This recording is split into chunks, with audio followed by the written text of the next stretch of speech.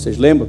Proscuneu, latreia, letorgeu e sebem.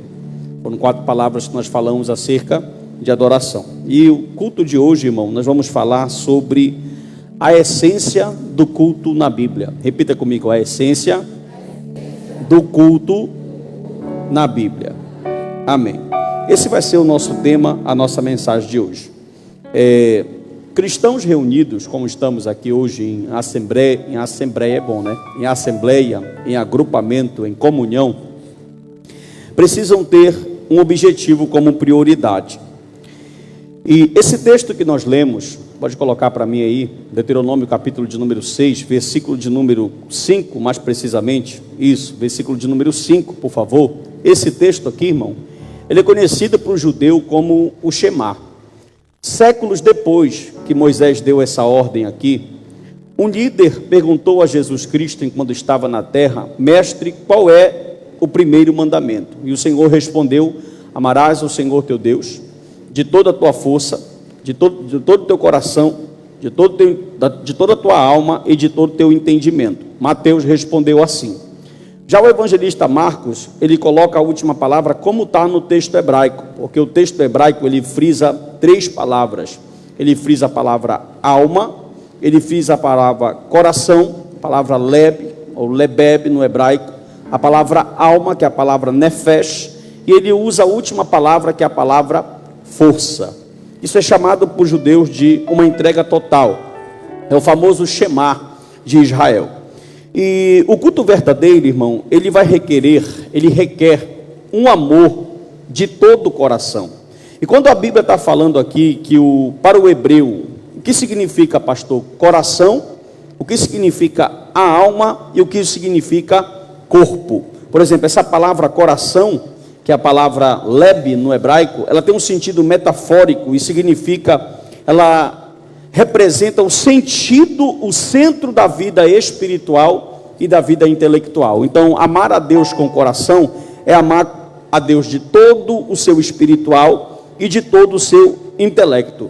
E essas 2 palavras, coração e alma, elas são palavras sinônimas, tá? Elas querem falar da parte imaterial do homem.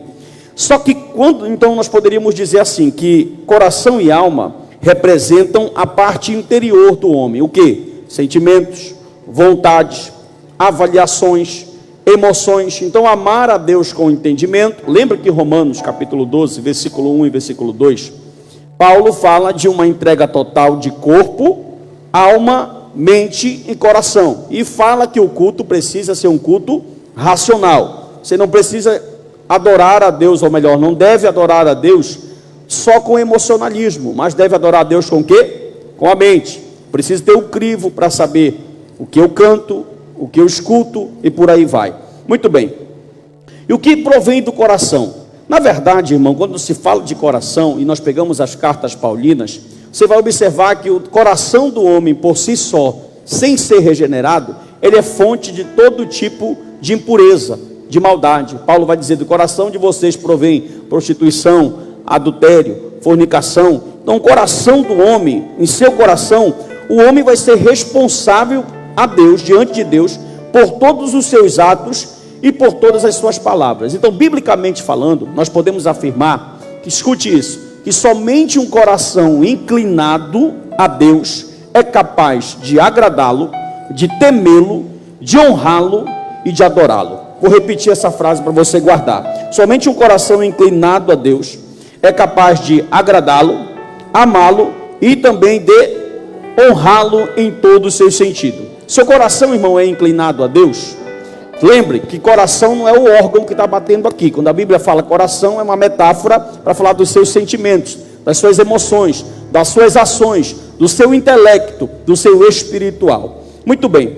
Tanto no Antigo como no Novo Testamento, há no coração uma busca. Tanto no Novo como no Antigo Testamento, o amor que há no coração é o alvo da busca de Deus. E já dizem filósofos de todos os tempos, de todas as eras, que aonde está o teu coração, lá está o teu tesouro. O que tu ama, tu vai dar a tua força, tu vai dar a tua alma e tu vai dar o teu entendimento.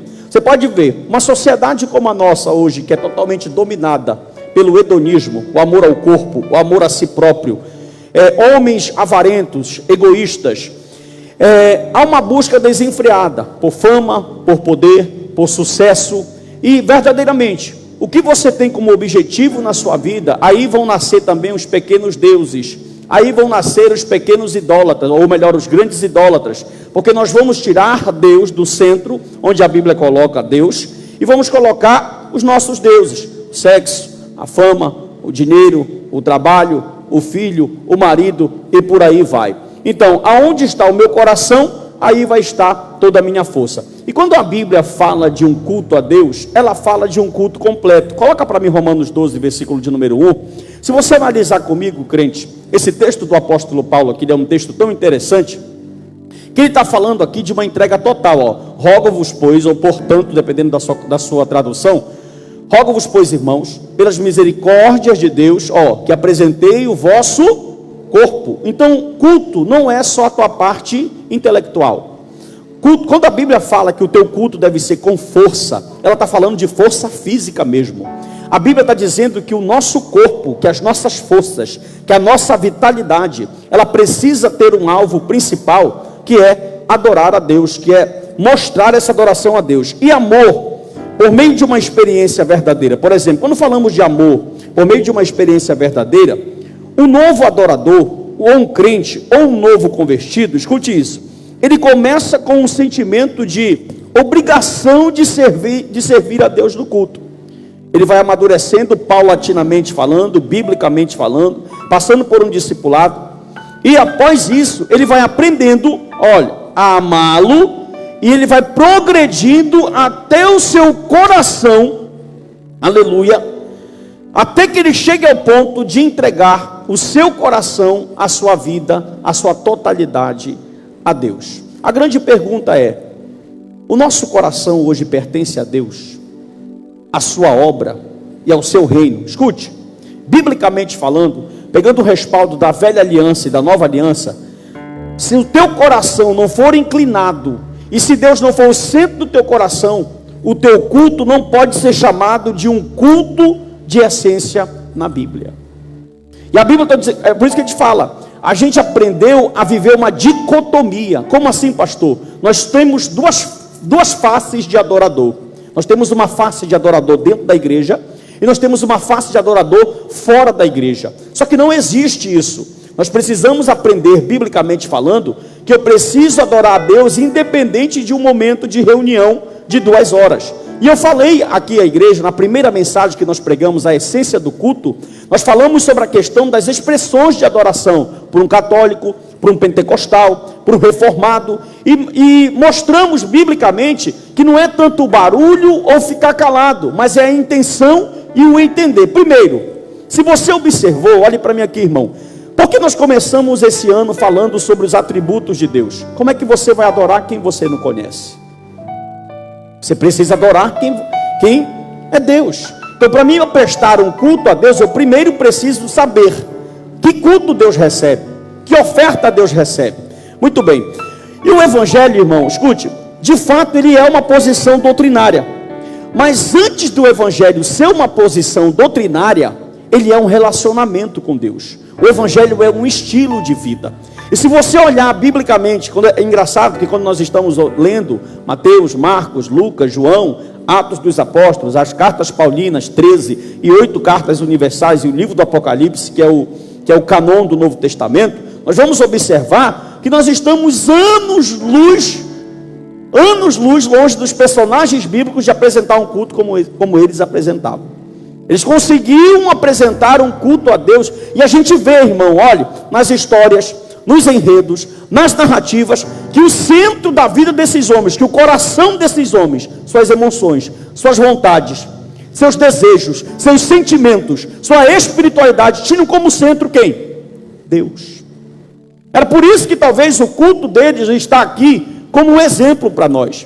Nós passamos um pouco dentro adentrado da história da igreja, nós vamos observar que grandes homens também cultuaram, alguns por vanglória, alguns para se apresentarem como mais santos. Jesus questionou a adoração de vários personagens bíblicos, mas quando nós observamos isso aqui, nós podemos ver que a Bíblia vai dar aqui um critério, porque na realidade, escute, cada indivíduo dá o seu coração, abre aspas, cada indivíduo dá o seu coração aquilo que considera de máxima importância. Aquilo que você tem como importância principal na sua vida, você dá a sua força para aquilo. Você dá a sua vontade para aquilo. Você dá o seu coração, o seu vigor para aquilo. Por quê? Porque você entende que aquilo vai determinar a direção e o conteúdo da sua vida. Amém ou não amém? Muito bem. É interessante, escute isso aqui. Quando o Senhor Jesus perguntou para Pedro: Pedro, tu me ama? Olhe para mim aqui, irmão. O vocabulário de Jesus nessa palavra tem a palavra da pergunta de Jesus e tem a palavra da resposta de Pedro. Nós sabemos que ama, para amor, em grego existem várias palavras. Ágape, que é o amor sacrificial. Filo, que é um amor mais de amizade, de parentesco. E outros verbetes na língua grega. Só que se Jesus perguntasse para você hoje: fulano, tu me ama? Ciclano, tu me ama? A tua resposta seria o amor filo, um amor de amizade, de afeição, de simpatia pelo cristianismo, ou a tua resposta seria ágapas, o amor sacrificial, decidido. Ok, irmão, cá para nós estamos vivendo numa sociedade moderna, onde que parece que culto hoje tomou uma outra característica. Quando nós olhamos nas páginas da Bíblia, a gente vai ver um empenho maior, a gente vai ver uma dedicação maior. Vamos, primeiro, Antigo Testamento. Ninguém chega num culto sem preparação. Você leu sua Bíblia para você vir para cá? Novo Testamento. Ninguém chega no culto sem preparação. Você orou, tirou um momento de dedicação, meditou na palavra do Senhor. Por quê? Presta atenção. Você não vai oferecer um culto a Baal. O Deus que está aqui recebendo o seu culto não é desorganizado, desordenado.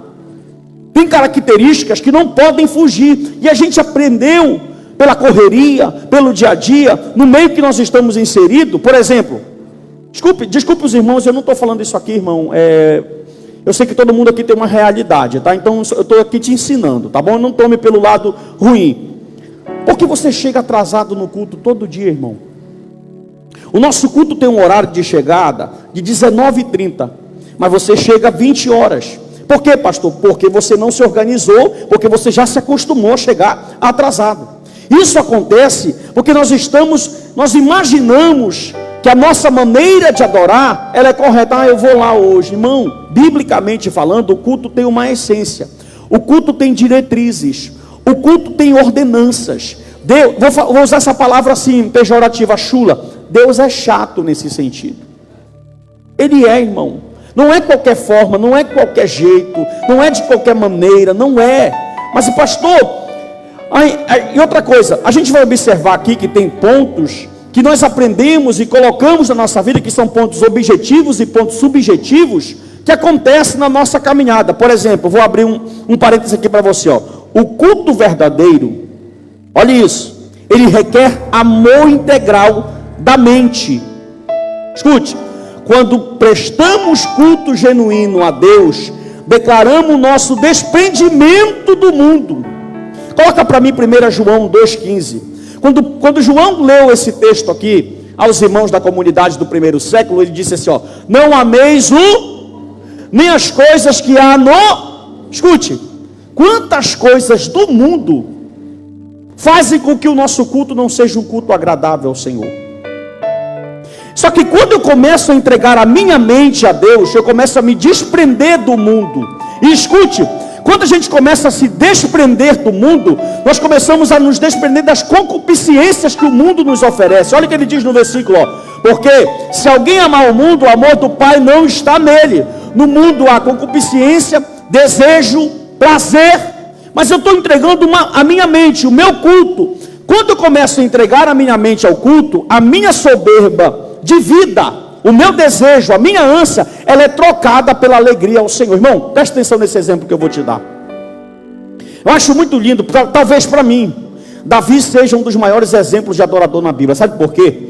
Quando você pega o contexto dos livros dele saindo para a guerra, e Davi não era aquele rei que falava assim por exército: olha, vocês vão na frente que eu vou ficar na retaguarda. Não, ele era a linha de frente. E sabe o que é mais tremendo? Que às vezes essas guerras duravam dias, semanas ou até meses. E qual é então? Se um camarada está na peleja, Moisés deu uma ordem: tu fica 2 meses lá e 1 mês em casa. Quando eles estão voltando da guerra, o que é que um homem desse quer? Tomar um banho, ele é rei. Escute, tomar um banho, colocar suas roupas de gala, de seda, pegar todo o seu harém de esposas que ele tem, pegar o melhor vinho e se saciar pela conquista da vitória. Sabe o que ele fazia? Ele chegava e dizia: primeira coisa, nós vamos no templo,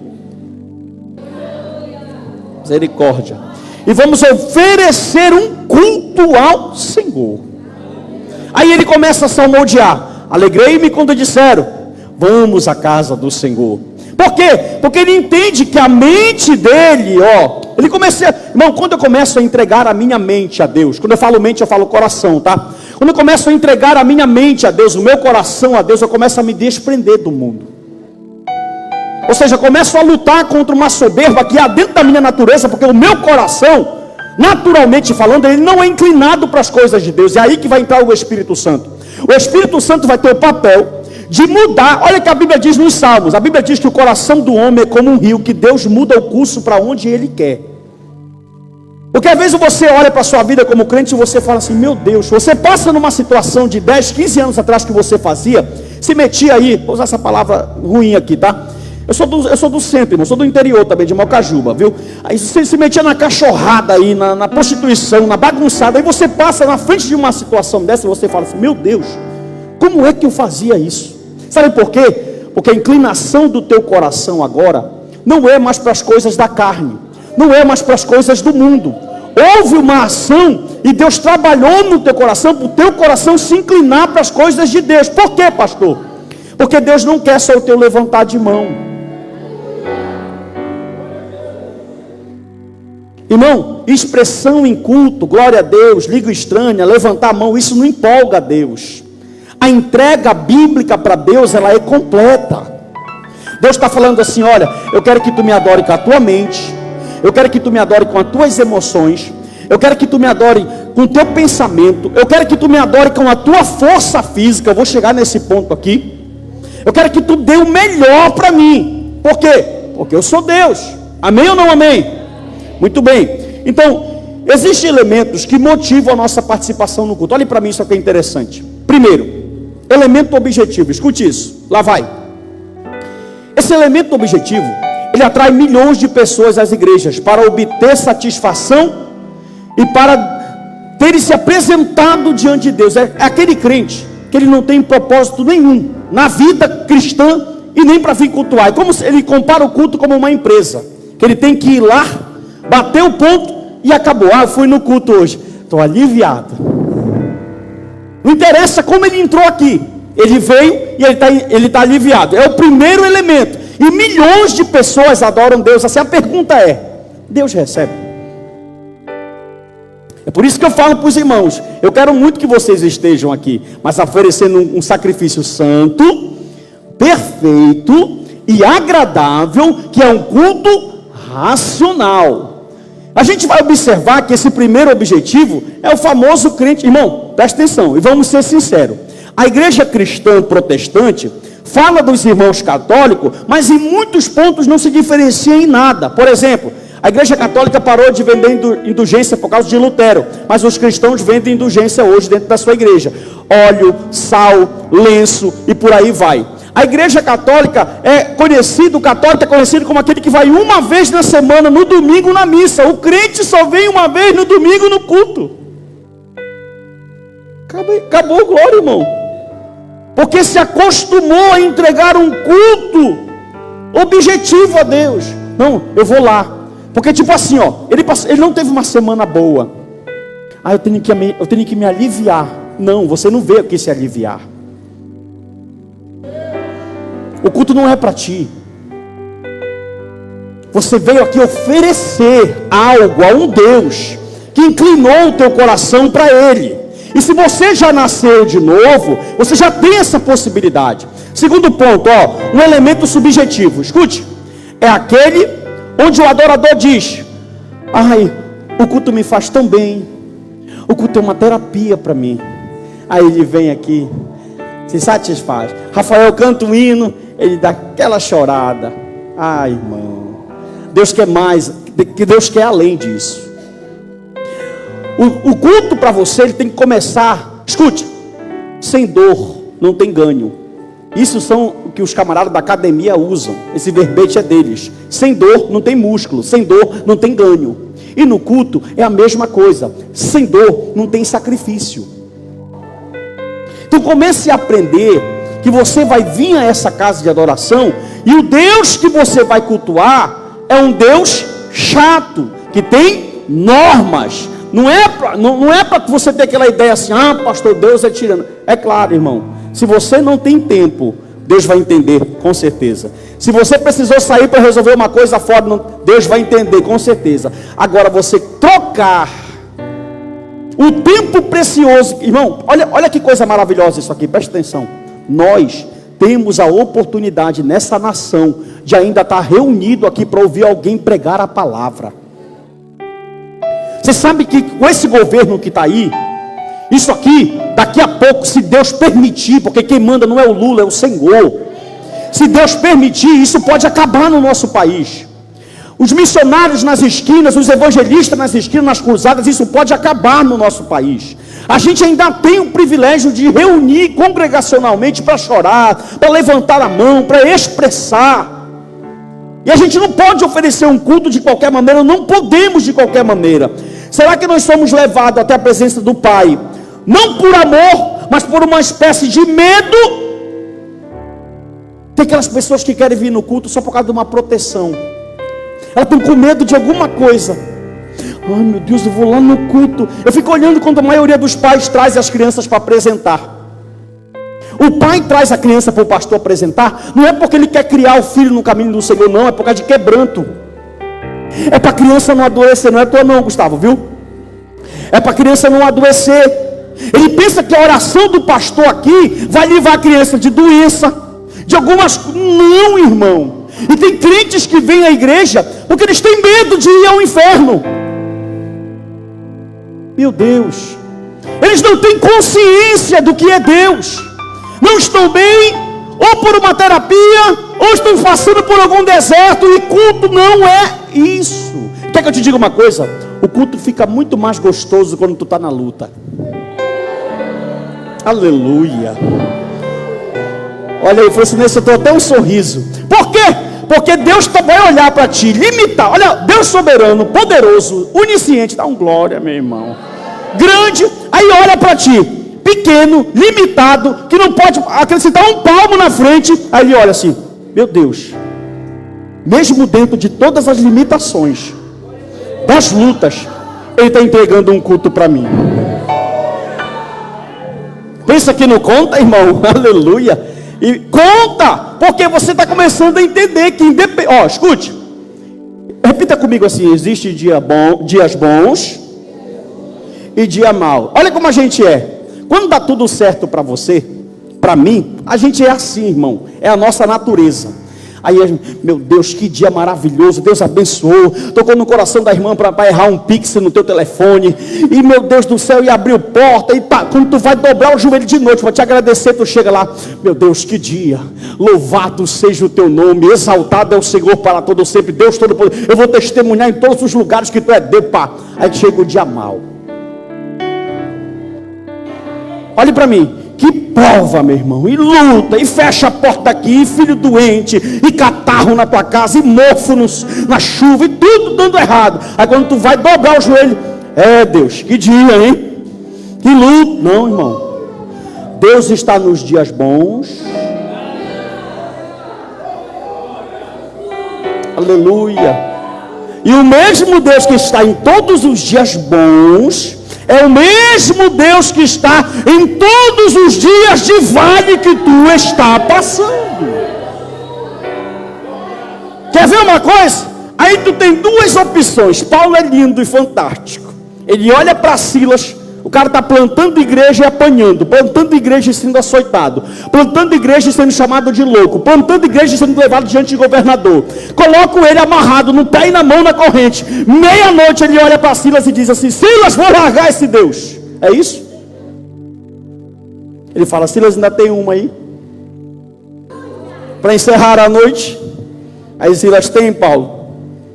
Tu és fiel, Senhor, meu Pai celeste, pleno poder aos teus filhos dará. Aí Silas, Paulo, eu também sei, nunca mudaste,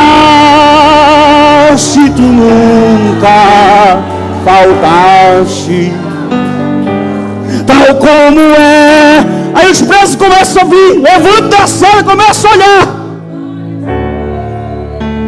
Aí Paulo fala, entra. Aí quando vê, já é um culto dentro de uma cadeia, meu irmão. Por quê? Porque Paulo entende, independente do meu dia, eu vou adorar. Independente da minha situação, meu culto tem que ser bom. Porque, irmão, se você for esperar na situação que nós estamos vivendo para cultuar a Deus só quando tu estiver bem, tá estreito, tá complicado. Amém ou não amém?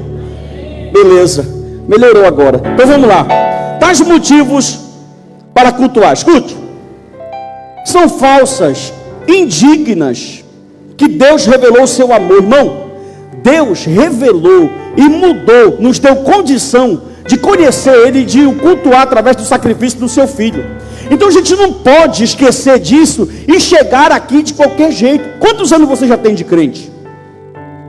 Eu sei, isso também acontece comigo, eu não sou super-homem, que vai ter dias que a gente vai estar aqui na luta, na angústia, até dias que você não vai querer vir. Aí você vai ter duas opções. Você vai entrar na fila dos crentes murmuradores, ou você vai aprender a pegar a sua luta, pegar a sua pedra e fazer um travesseiro para te sonhar com Deus como Jacó sonhou. Escute isso aqui, lá vai. Se você cultua levado por motivação, olhe para mim, se você cultua a Deus levado por motivação, nunca espere a conhecer o Deus da Bíblia. Você não vai conhecer. Outro ponto, em lugar do seu amor aumentar, meu irmão, olha o que eu vou te falar. Quando tu vem para cá e não cultua de verdade, ao invés do teu coração abrir, ele endurece mais. Meu Deus, dentro da igreja tu te torna um cara duro, seco, morto. Sabe por quê? Porque a tua intenção de vir para cá não é a correta. Como não é a correta, entra frustrado e sai frustrado. Meu Deus, irmão. Outro ponto, lá vai. Você será conhecido, sabe como? Como a igreja de Sardes. Tem fama que está vivo, mas está morto. Já pensou um negócio desse? Tem fama que é crente, tem fama que está vivo, mas verdadeiramente Deus sabe que aí dentro está quase apagando. Ainda tem um pouco de azeite, irmão, na tua botija? Prossiga comigo. Amar a Deus com entendimento. Irmão, Marcos 12:30. Amar a Deus com entendimento é um desafio muito grande. Olha o que o Senhor falou, João 4:22. Olha aqui, ó. Eu preciso conhecer as Escrituras. Olha o que o Senhor falou para a samaritana. João 4:22. Jesus disse assim, ó: vós adorais o que não conheceis. Nós adoramos o que? Porque a salvação vem dos... Como os samaritanos podem adorar a Deus se não conhecem a Deus? Irmão, olhe para mim aqui. E como pastor que sou dessa casa de oração, eu te pergunto, como uma pergunta, como se fosse Deus. Claro que eu não sou Deus, mas eu pergunto como se fosse baseado nas Escrituras. Por que tu não gosta de ler a Bíblia, irmão? Por que tu não gosta de estudar a palavra? Sabe que muito da tua vida espiritual está assim, fraca, sem força? É falta de leitura bíblica. Porque a fé vem pelo ouvir. Automaticamente que você se distancia das Escrituras, automaticamente você morre. Outro ponto, irmão, por que você não gosta de ler e de orar? Não tem como isso se desvencilhar da sua vida. As pessoas pensam que é assim, ó: eu vou entrar na igreja e tudo vai mudar. Irmão, se eu te falar que quando tu entrar na igreja aí que vai piorar, tu acredita? Porque tu vai começar a andar na contramão de um sistema que outrora tu andava e pensava que era certo e agora não é. Tu vai começar a lidar com situações que tu não vai poder fazer o que tu fazia antes. Vai piorar no sentido que agora tu anda de um lado oposto daqueles que não têm luz, mas que vivem em trevas. Só que a Bíblia vai dizer o seguinte: é um desafio constante. Como os cristãos hoje podem adorar um Deus que eles não conhecem? Lá vai, não podemos adorar sem o auxílio do cooperador divino. Olha o que Paulo falou aqui aos irmãos de Efésios. Olha esse texto, Efésios 1, 17 e 18. Sem o auxílio do Espírito Santo não dá. Olha o que ele falou aqui, ó. Para que o Deus de nosso Senhor Jesus Cristo, o Pai da glória, vos conceda o espírito de sabedoria e de revelação do pleno conhecimento. E Deus já deu isso para você. Eu não estou falando de carro, de casa. Eu estou falando que Deus já te deu sabedoria, entendimento. Coloca o 18, por favor. Agora os olhos de vocês estão iluminados. O coração de vocês já está inclinado para Deus. Aleluia. Para saberdes qual a esperança do seu chamamento, qual a riqueza da glória da sua herança nos... Meu irmão, Deus abriu os teus olhos para te saber quem é Ele. É como se Paulo estivesse falando assim, ó: o coração de vocês inclinado para o mal outrora, agora está livre para adorar a Deus em espírito e em verdade. Mas escute, você quer dividir. Olhe para mim, irmão. O que foi que o Senhor Jesus disse? O Senhor Jesus disse quando ele estava aqui na terra, irmã Silvia, ele disse assim, ó: não pode adorar a dois senhores, porque vai agradar a um e vai aborrecer a outro. Enquanto você não tirar os deuses que você fez um altar na sua vida, eu te digo de boca cheia que você não vai progredir espiritualmente falando. Não adianta, irmão. Você vai andar para cá, você vai andar para ali, você vai fazer aqui, você vai entrar por essa porta, você vai dizer isso. É o alarme. É o alarme aqui, por favor. Só aperte lá. Se alguém tem um WhatsApp, mande uma mensagem para a irmã Sandra, que é o remédio da Sara, para ela dar o remédio dela lá. Obrigado. Olha só. Escute só. Outro ponto. Por isso Deus pediu que concedesse aos Efésios espírito de sabedoria. Que Deus nos dê, o Espírito na verdade já deu, de sabedoria, de iluminação, do seu conhecimento para o ar. Irmão, olha esse texto aqui, Romanos 12, 10, 1 e 2. Olha esse texto aqui. Esse texto aqui é tremendo, e ao mesmo tempo um texto muito triste. Olha esse texto aqui. Irmãos, a boa vontade do meu coração e a súplica a Deus a favor deles aqui é os judeus. Paulo está pedindo pelos judeus. São para que eles sejam salvos. Verso 2, por favor. Porque eu lhes dou testemunho que eles têm zelo, mas sem entendimento. Sabe que coisa triste? Aquele crente que tem até boa intenção, mas não tem direcionamento. A vida dele é um fanatismo puro, porque ele não tem entendimento de quem é Deus. Ele criou para ele os métodos e acha que o culto daquela forma, ao invés de vir no manual, meu Deus, que Deus deixou na mão dele para ele ver. Ele prefere ouvir a profecia de um homem, não que Deus não use. Usa, eu creio nos dons também, do que ouvir a palavra que é a maior de todas as profecias. Paulo está dizendo, ó, eles adoram, Deus adora. Você vai lá em Jerusalém hoje, eles estão assim, ó, horas no muro ocidental, chamado de Muro das Lamentações. Os filactérios estão aqui, as abas das vestes estão com as suas tranças, como se fosse um terço de um católico. Eles têm zelo como ninguém, mas não tem direcionamento. Aí ele está falando, mas para vocês, meu Deus, irmão, eu dei entendimento, iluminação, sabedoria. Agora, se Deus abriu os teus olhos, tu crê nisso, teus olhos? Então não ofereça culto de qualquer maneira ao Senhor. Não venha para cá de qualquer maneira, ou em qualquer outro lugar que você for. Não cultue a Deus de qualquer maneira. Mas pastor, eu tenho uma vida corrida. Arrume um tempo para Deus. Pastor, é isso, você arruma. Para de dar tua força para as tuas prioridades e começa a dar tua força para o reino. Sabe o que é lindo? O texto de João capítulo 4, João vai dizer que Jesus estava cansado. Ele tinha pregado a noite toda, o dia todo. Sabe o que ele fez com o cansaço dele? Ele disse, meu pai, conversando com o pai, o meu corpo já está fadigado, já está cansado, o dia de trabalho foi isso, mas eu ainda tenho uma força que eu vou pregar para aquela mulher bem ali. Quantas vezes você já falou assim, não vou para o culto hoje, eu estou cansado? Reflete, irmão. Quantas vezes você disse assim, eu não vou hoje, meu dia foi extenso de trabalho. Aleluia.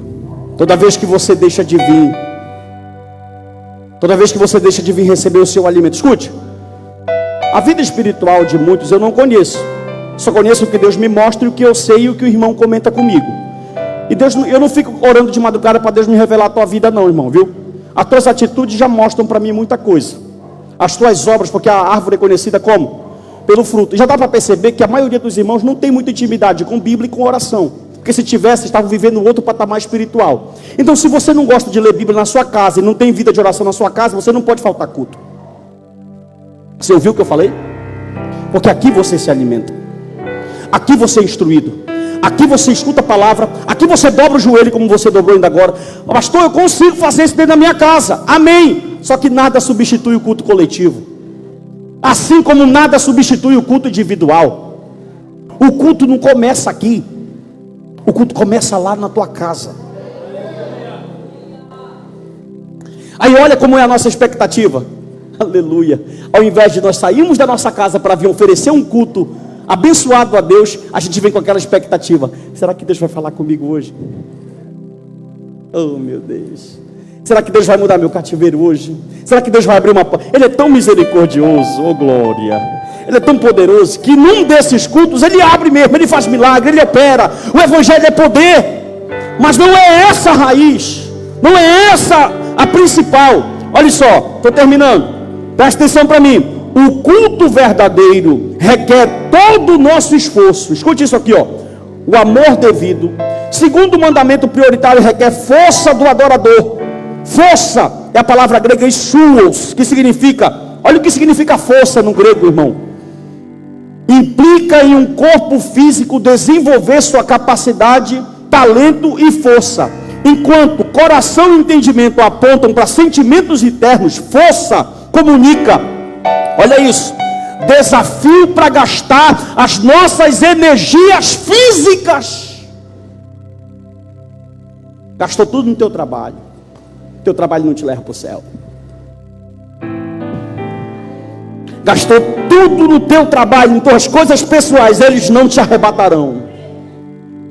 A Bíblia está dizendo, da mesma forma que tu tem ânsia, força para te fazer para ti, a minha luta é fazer a essa igreja entender que a prioridade dela é Deus. E você não precisa estar aqui 24 horas. Eu estou falando para você não faltar nunca mais culto. Eu não sou doido, meu irmão. Eu não sustento a tua casa. É o teu trabalho que sustenta. Mas eu estou dizendo que biblicamente a Bíblia está ensinando para você que você não pode dar a tua força para o teu trabalho e o teu cansaço para o reino. Não pode. Está errado. Isso vai te levar para o abismo. Isso vai acabar com as tuas forças. Isso vai fazer você parar. A minha luta todo o tempo aqui nessa igreja, juntamente com a irmã Sandra, com todos os obreiros, é que essa casa esteja todo o tempo aberta e funcionando com todas as programações. A sexta-feira tem culto. Quarta-feira tem oração à noite. Quinta-feira tem curso teológico aqui atrás. Terça-feira tem culto de ensino. Domingo tem culto. Sábado tem alguma programação aqui dentro. Por quê, irmão? Porque a casa do Senhor precisa estar aberta. Agora, se tu não consegue nem vir,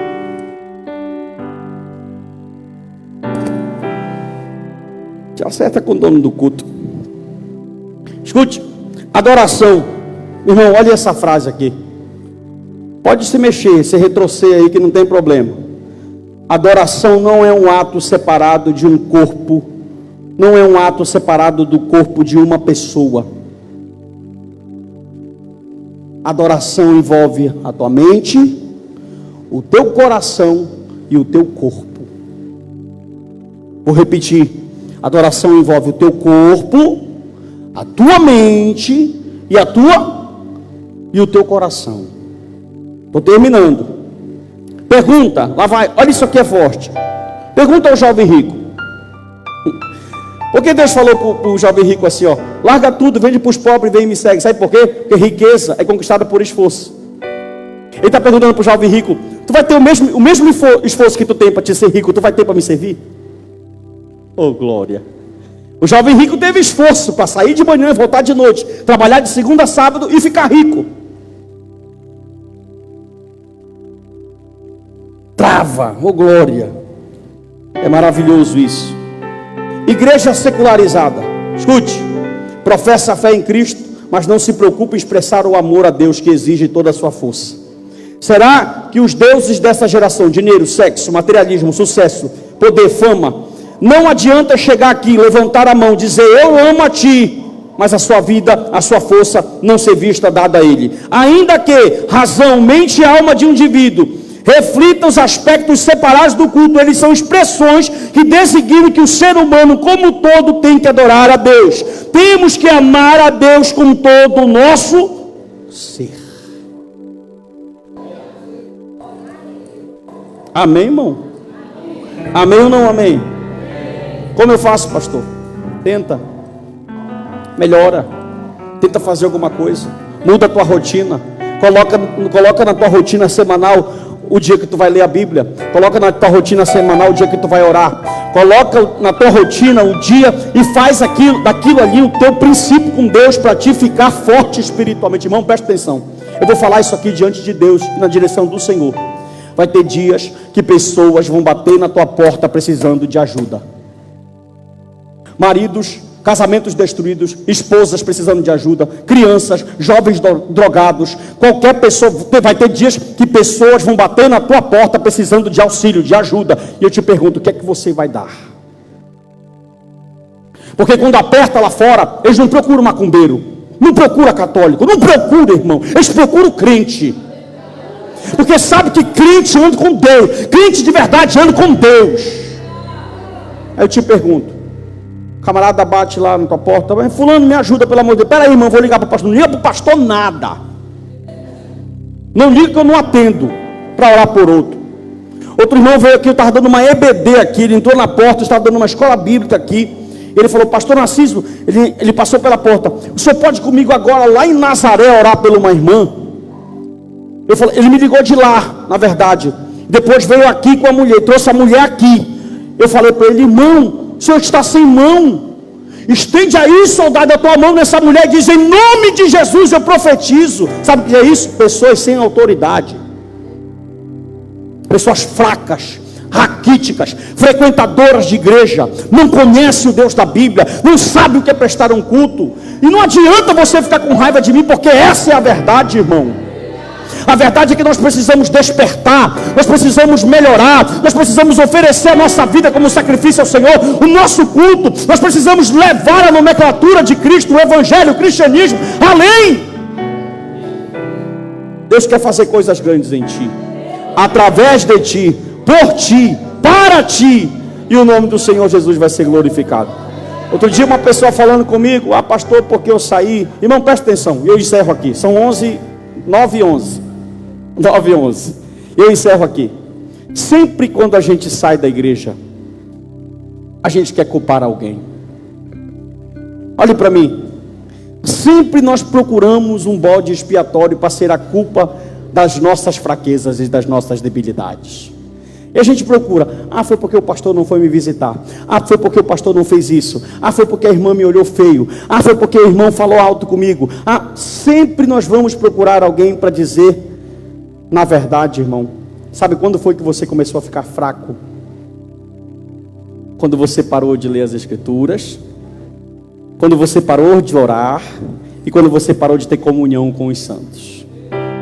Isso são 3 coisas que não podem andar divorciadas da tua vida. O dia que você parar de congregar, morre.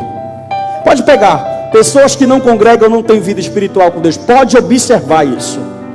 Pode observar isso. Pessoas que não lêem a Bíblia não amadurecem e não crescem biblicamente, não crescem espiritualmente. Pessoas que não oram não têm espiritualidade. Está vendo? Você sabe a receita, sim ou não? Mas por que não consegue fazer? Porque é uma guerra, irmão. É uma guerra da tua carne, do mundo espiritual contra as forças das trevas. Mas está conosco aquele que é maior do que todas as coisas. Amém? Que Deus te abençoe e que o nosso culto a cada dia possa melhorar e que possamos oferecer um culto na essência ao Senhor. Curve sua cabeça, querido Deus. muito obrigado. Te agradecemos por essa noite, por essa oportunidade. Queremos louvar o teu santo